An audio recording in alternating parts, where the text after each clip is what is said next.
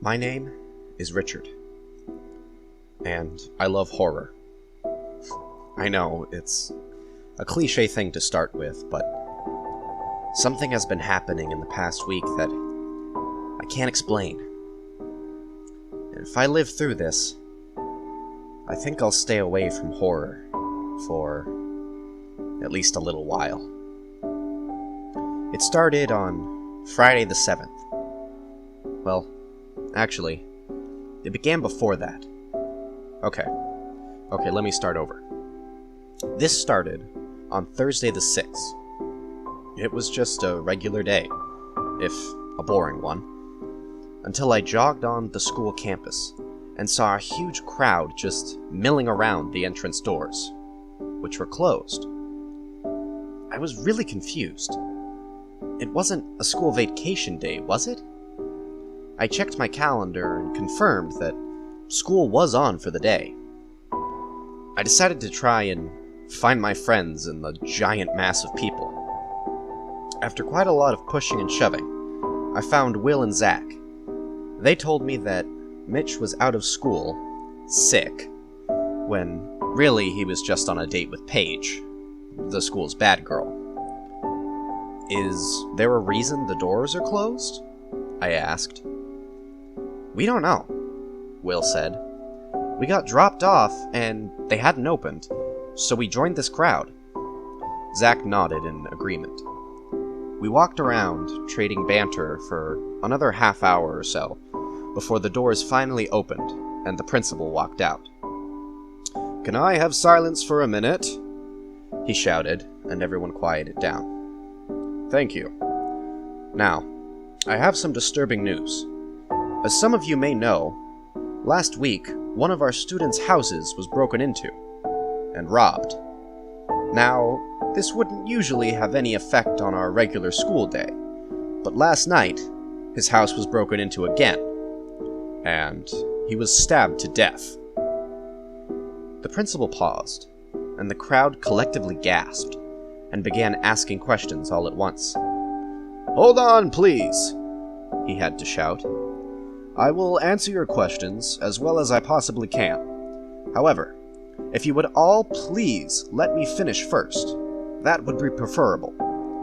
Once again, although tragic, this is not how the situation would usually be handled. But I just finished talking with the police, and we have reason to believe that the culprit was a local teenager. So I am asking whoever did it to step up and confess now, so we don't have to apprehend you later. I promise it will be easier if you just give up now." Nobody moved. Everyone seemed to be holding their breath. "All right then," he continued. "We are going to try to have a normal school day, at least as normal as we possibly can. Now please line up, single file, and enter the building. There is going to be a police officer who will have a sheet of all our students. You are to give him your name and age before continuing to class. As an added precaution, there are also going to be officers throughout the school."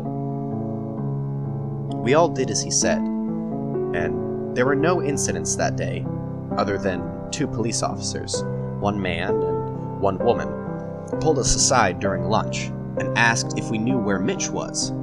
I figured that they knew he wasn't sick, and that Mitch would be in more trouble if we lied, so I spoke up and told them where he was and who he was with. They thanked us, and we went on with our day. At the end of the school day, we made plans to meet up at my house the next day, and left in our separate ways. Okay. I think that recaps the day pretty well. So, Friday morning, we had school off because of the incident. Will was the first to show up.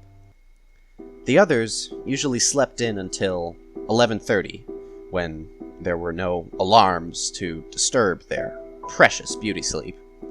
So, we played the new Super Smash Bros. On my Switch for an hour or so, before deciding that we should probably eat breakfast. By the time we were finished making a mess of the kitchen and filling our bellies with waffles, my parents were visiting my grandparents this week. It was 11:45, and Zach had shown up, but Mitch still hadn't come over. "Do you know if he's alright?" I asked Zach, since he lived closest to Mitch. Yeah, he's fine," Zach replied around a mouthful of waffle. "Mitch should be over in a few. He just slept later than me, and he was getting dressed when I left." 30 seconds later, Mitch walked through the door. "Speak of the devil," Will laughed. "And his spawn shall appear," I finished jokingly. "Oh, shut up, Richie," Mick retorted with a grin. "I thought we all agreed his nickname was Dick," Zach said. "Oh, go to hell," I replied, and handed Mitch a plate filled with the last of our waffles. "So, how'd yesterday go?" "Great, except for the fact that we got tracked down because someone ratted on us." "Well, it was that or be suspected for murder. Which would you have chosen?" "Good point. Anyway, what were you doing before I got here, aside from stuffing yourselves to bursting with these waffles?" "Waiting for you, actually," Zach said, stealing a waffle from his plate. We laughed, and then proceeded to spend most of the day rotting our brains while staring at a screen. And when we wanted to mix it up, we stuffed our faces with junk food. Then the sun began to drop from noon to night, and we took a break from our activities to set up my bedroom so that it would accommodate the 3 extra people. "I call the bed!" Will exclaimed, jumping onto my mattress. "Take it," Zach replied. "I wouldn't sleep with Dick if my life depended on it." Mitch and Zach set up an air mattress on my floor, while I left the room to make dinner. Unbidden by my conscience, thoughts of the murdered boy began to occupy my mind. Who was he? And more importantly, was he only the first? I put the frozen pizza into the oven and walked back to my room, where the boys were having an all-out pillow war. "Hey guys," I asked, "do you know who the kid was?" "What kid?" Zach asked in reply, hitting Mitch in the face with his pillow. "No, I don't," Will replied somberly. "I do," Mitch admitted, setting down his feather-filled weapon. His reply made the other two drop their pillows, as well as their jaws. "How?" Zach asked suspiciously. "The cops gave it away when they were questioning me and Paige." "And?" "The kid was Brian. Brian Hancock had been absent in the last week. He wasn't really the social type, so no one would have even noticed if he was dead." "Well, I guess if you're going to pick a target, Brian would be the ideal choice," Will said thoughtfully. This comment made me and Zach look at him disgustedly. "What?" "Dude, we may not have known him, but he is a person," Zach told him. "Was," Will corrected. "Jesus Christ, man!" I exclaimed. "Show some damn sympathy!" "I'm kind of with Will on this one," Mitch said. "He would be a good target. I mean, like, if you're a murderer, what would you do?"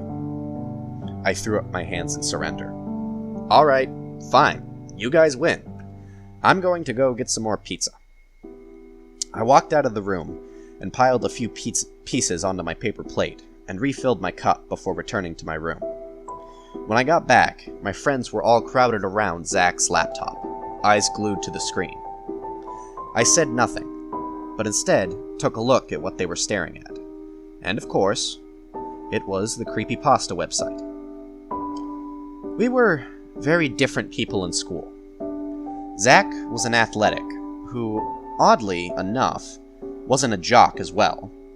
Mitch was a wannabe bad boy, and Will was a genius, whose parents were rich enough to buy him anything he wanted, but instead, they made him pay for almost everything that he did want because it builds character.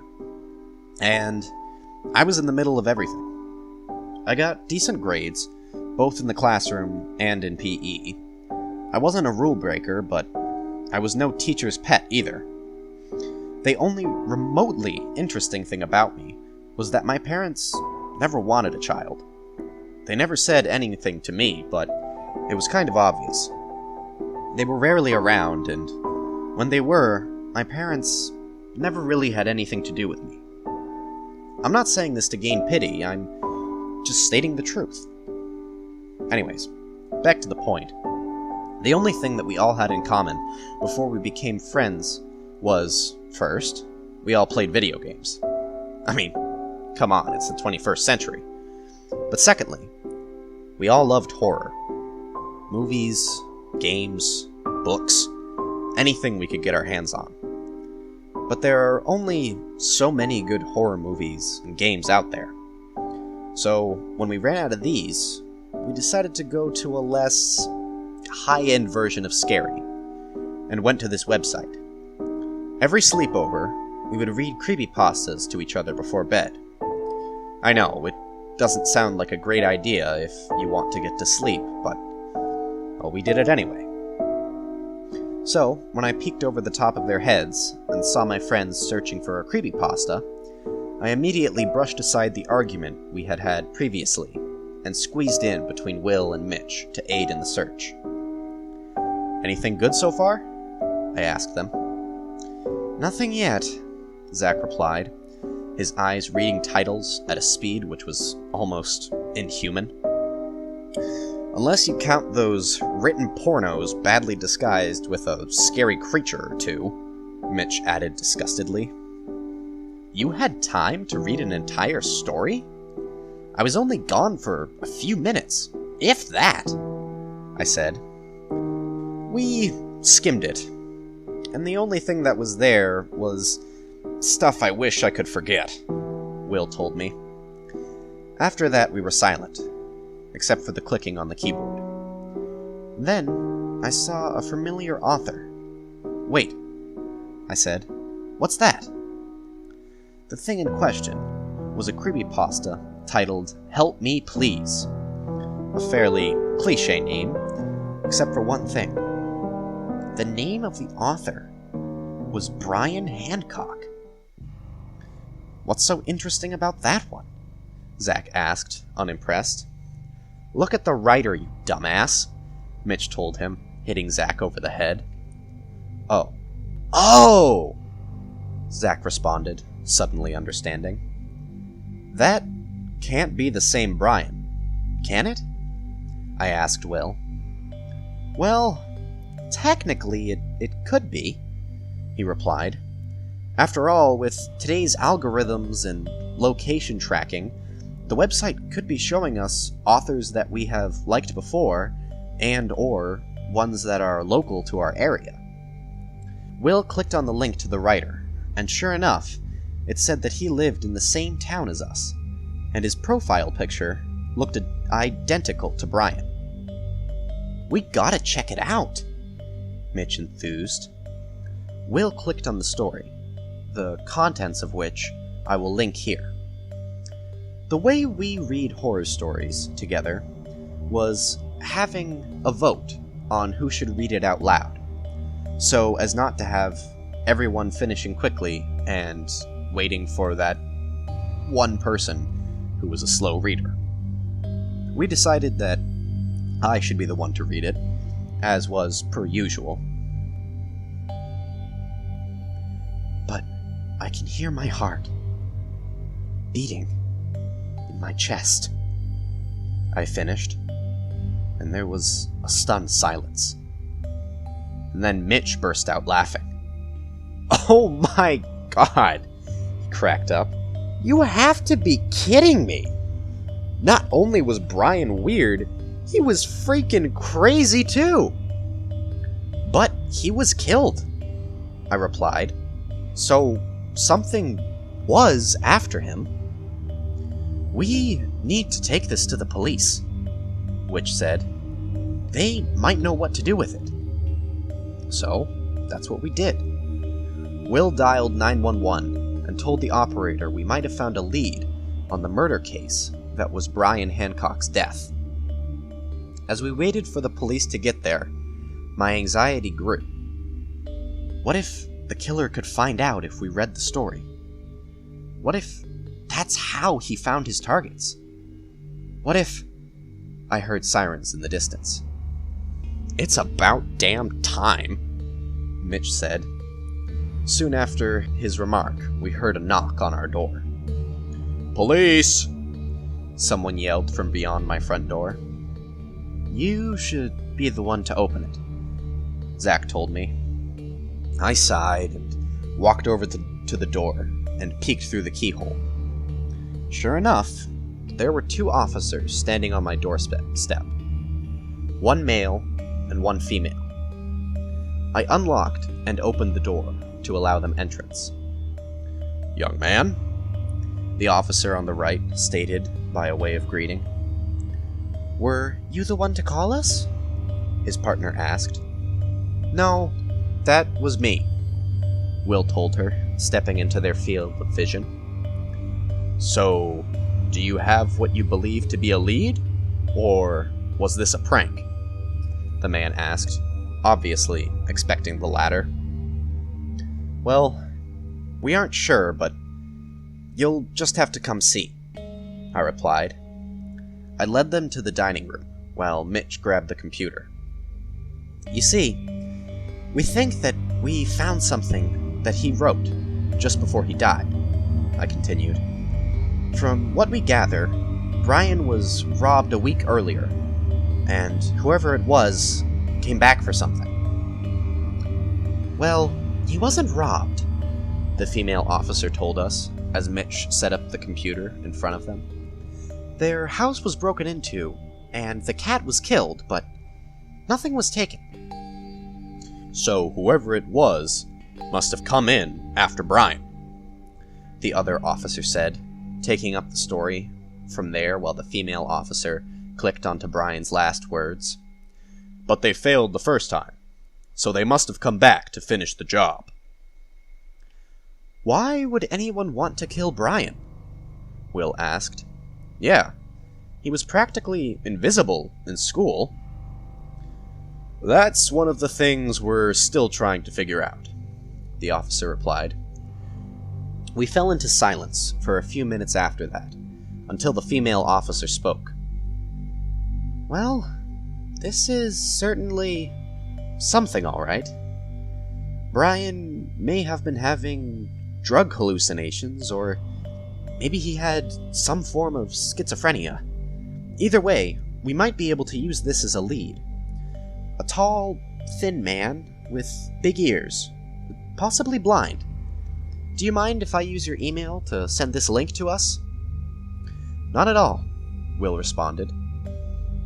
After she sent the station the link, the 2 officers packed up and left with a warning. "Be careful out here tonight, boys," the male officer warned. "We still haven't caught Brian's killer. It may be that Brian was not the first or the last of this person's murders." We nodded in response, and they closed the door behind them. We passed the night restlessly, each lost in our own thoughts about what would happen if the killer came to us next. The next day was Saturday the 8th, our last day of school for the whole year, in fact. Well, for most of us, that is. Mitch had skipped school so many times that he had to make it up in the summer. Anyway, during lunch in the cafeteria, we were all talking about what the police had found out, and whether the story we had dug up had helped in any way, when Alex, the school's star football player, crashed our table. He sat himself in the seat between me and Will. We all sat there wide-eyed. None of the other kids at school really socialized with us, and that was fine. It would have been odd if anyone had suddenly decided to sit with us, much less the most popular guy in school.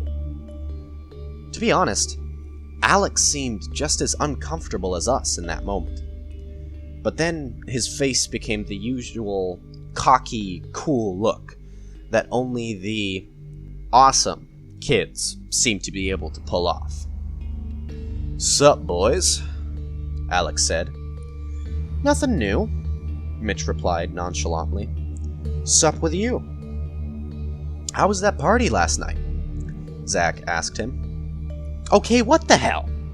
Will exclaimed, standing up.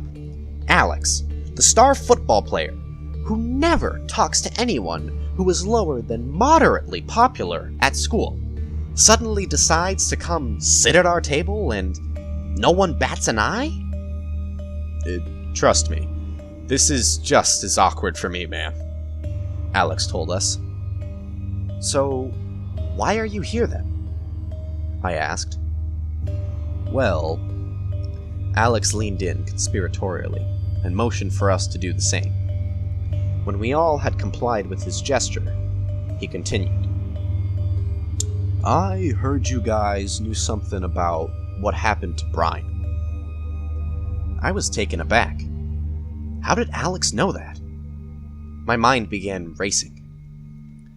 "And you know this how?" Mitch questioned, with an accusatory note in his voice. "I have my sources," he replied.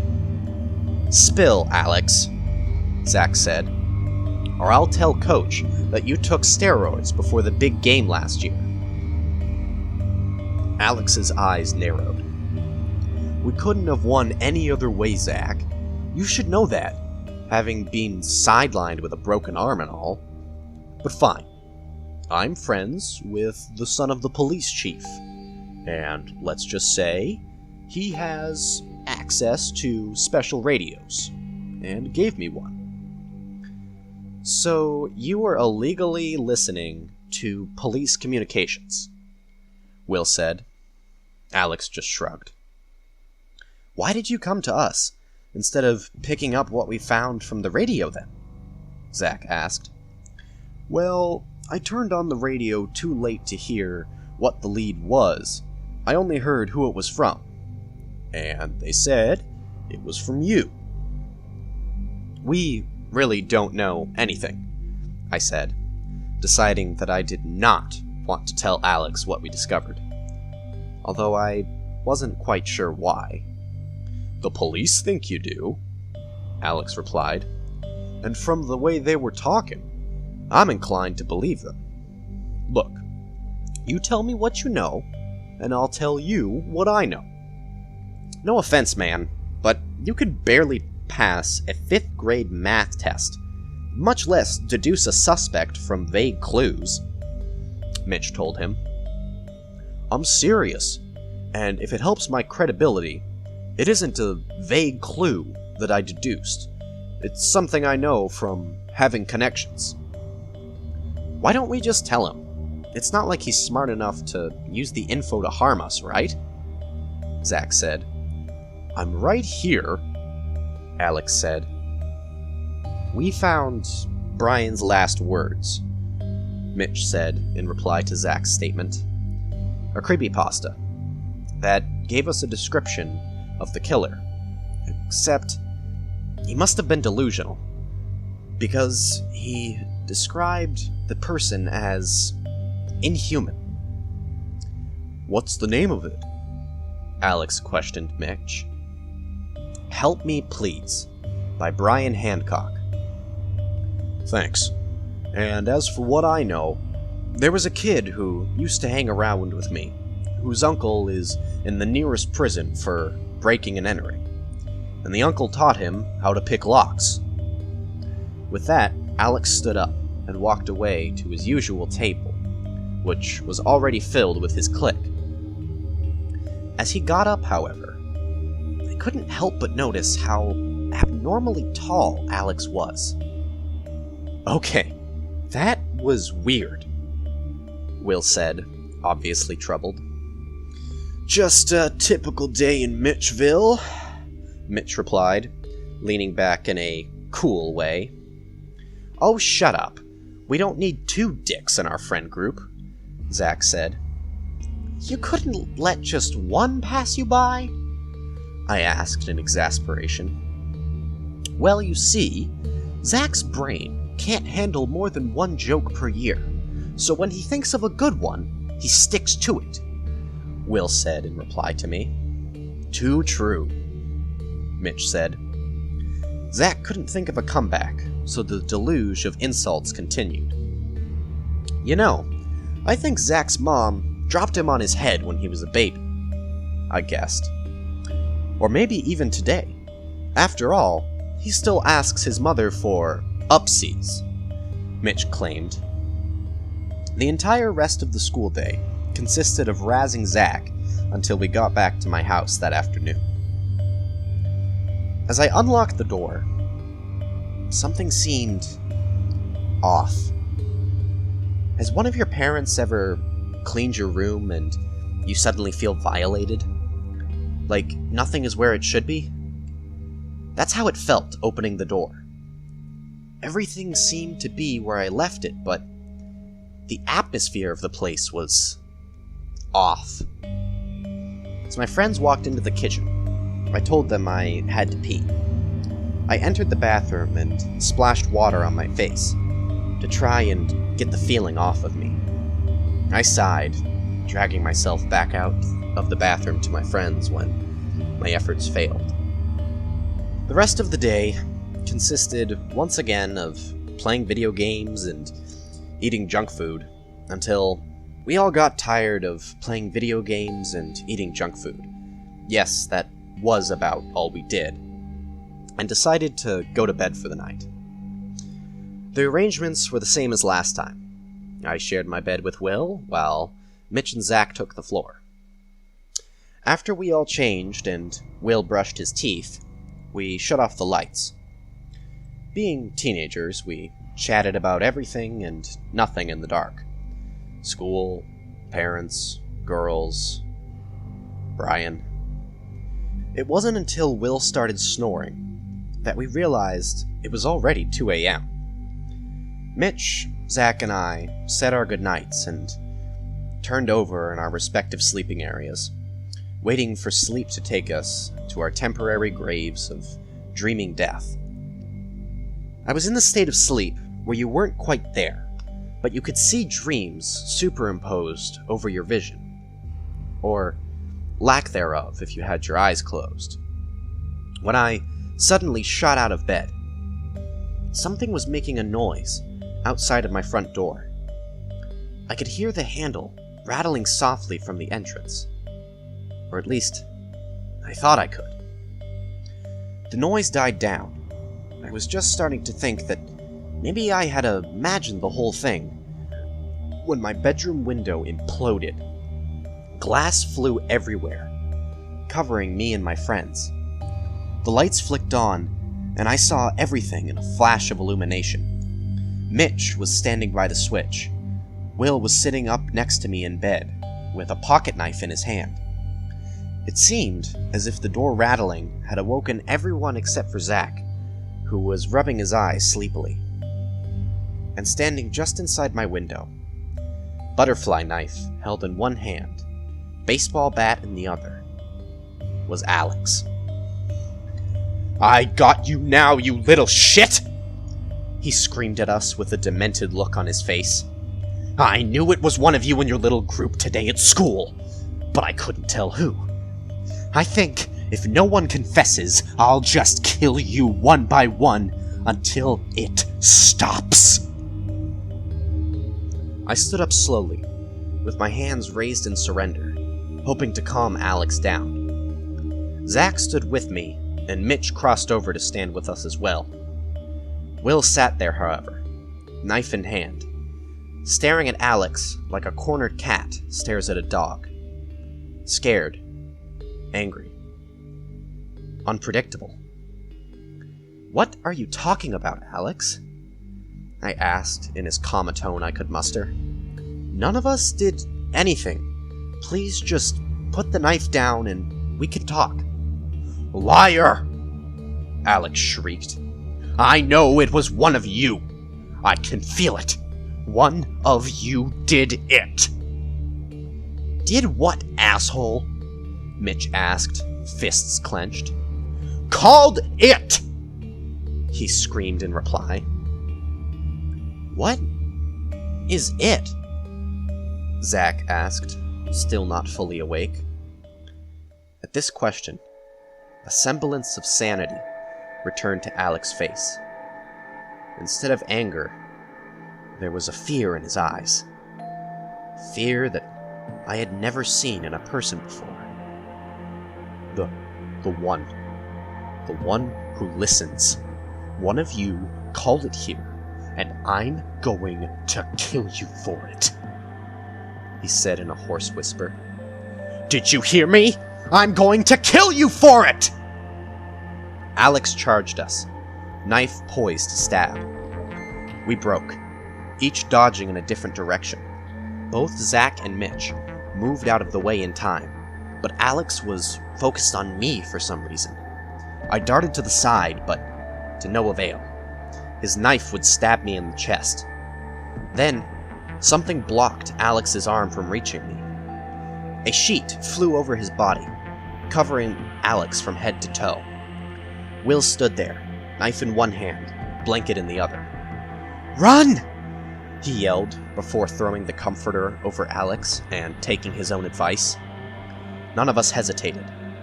We all followed him as Will jumped out the window and began sprinting across my backyard towards the trees. As we reached the edge of the forest, we heard Alex yell, I'll catch you! And if I don't, it will! We paid no attention as we fled from what we had thought was a safe place. We ran and ran, darting in between tree trunks and jumping over fallen logs. After what felt like hours, but was most likely only 10 minutes, Zach collapsed. What's wrong? Mitch asked, concerned, as we all came to a halt around him. I tripped on a damn root, Zach replied. Are you okay? Will asked, seemingly eager to keep going. I think I twisted my ankle, but I was holding back so you all wouldn't fall behind, so yeah. I think I can run until we lose Alex. Speaking of Alex, I said, he's gaining on us. There was sounds of someone crashing through the underbrush and breaking dead branches, and they kept getting closer and closer. Time to go, Will said, and off we were again. I really wish Zach hadn't tripped, because when I stopped, my body got over the shock of physical exertion and screamed for my attention. My lungs felt like they were being squeezed tighter with every breath. I had a stabbing pain in the side of my stomach, and the rest of me wasn't doing so well either. I began to fall further and further behind, until I heard a crash and Will screaming. When I looked up, I saw an impossibly tall figure, illuminated by the moonlight. Zach was lying at his feet, and Will's eyes were glued to its face. I didn't get a good look at it, but what I did see were two enormous ears on each side of the thing's head before it lashed out. It swung a long, bony arm at me, and its nails dug 4 long cuts across my face. Zach began crawling away, and Mitch immediately bolted into the woods. Will just stood there, transfixed in either shock or fear. I didn't know which. The creature whipped away from me and grabbed Zach by his injured ankle and began pulling him back, destroying what little progress he had made away from the thing. Zach started screaming, and the few actual words that I heard come out of his mouth were, "Run! Get help!" Neither me nor Will hesitated. He took off in one direction, and I bolted in another, away from that creature, that thing. I knew I couldn't go back the way we came from because Alex was still out there.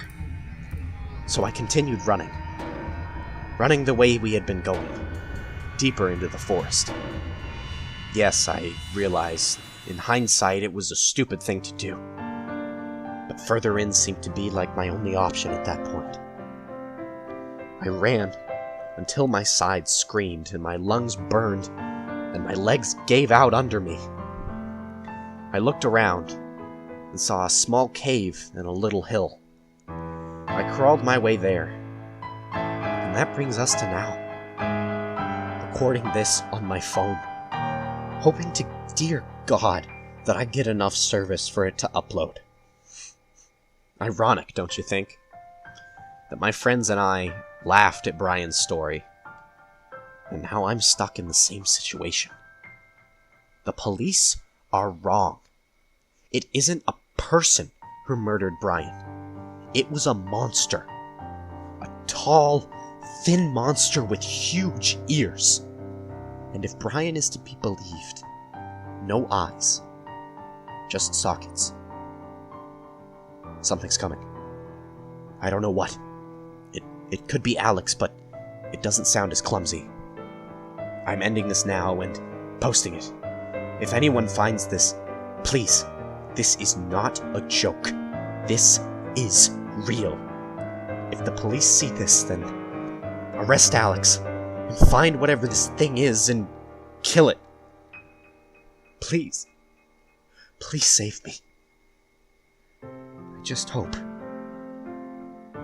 that it will be quick.